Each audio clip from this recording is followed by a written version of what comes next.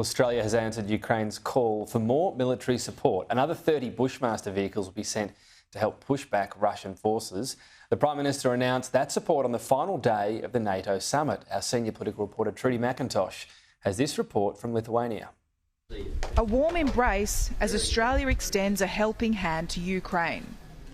The Prime Minister meets the man of the hour at the NATO summit, President Volodymyr Zelensky. Australia is inspired by your leadership, your resilience of the Ukrainian people, the courage that you are showing. We still need your support. Ukraine asked for more, and the PM answered that call.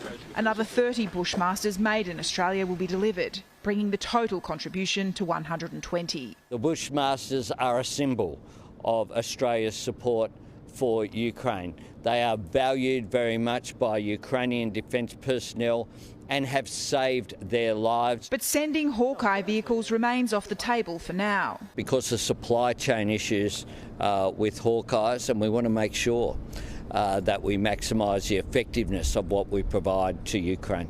As the two-day talks in Lithuania wrap up, Ukraine hopes it's a step closer to becoming a fully fledged member of the military alliance.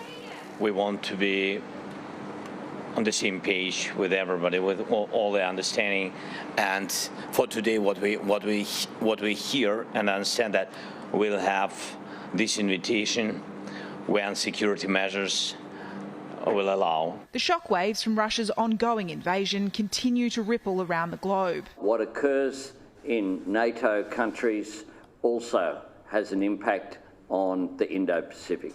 For the second year in a row, Indo-Pacific leaders invited to share the stage with NATO allies. I addressed the NATO summit, which was a real opportunity going forward. I said there, of course, that security can't be considered to be just behind national borders. Because our world is so interconnected, Australia must be engaged and have a seat at the table. Despite back-to-back meetings with European leaders this week, the Prime Minister failed to reach a breakthrough on the long-running free trade deal with the EU. I am a strong supporter of us being able to finalise a free trade agreement. We know that these issues are complex and they require a lot of hard work. Australia continues to play hardball over better access for agricultural products like beef, sheep and dairy into the lucrative European market. The Trade Minister walked away from talks in Brussels empty-handed. He says the EU offer was a deal he couldn't accept. Our officials will continue to narrow down the issues that currently divide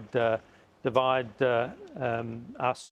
From here, it's a return to both home and domestic politics for Anthony Albanese. This weekend, we'll see the by-election for Stuart Roberts' seat on the Gold Coast. Also, Cabinet set to decide the fate of the Reserve Bank Governor. Trudy McIntosh, Sky News in Lithuania.